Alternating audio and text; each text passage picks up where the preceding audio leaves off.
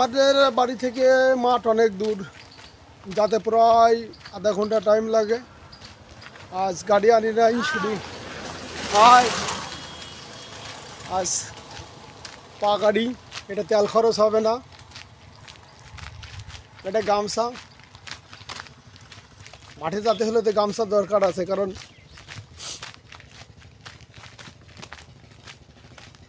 রোদের যদি অনেক তাপ হয় তাহলে রোদের থিনি তো গাঢ় আছে, ঘেমে গেলে একটু মুছতে হবে। এটা হলো পুকুর।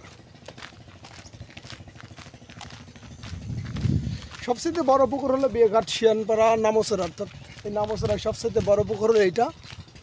এটা হলো হাজী মোহাম্মদ নজরুল ইসলামের, এটা হলো পুকুর সবচাইতে বড়। আপনাদেরকে আমি একটু দেখাই কত বড়।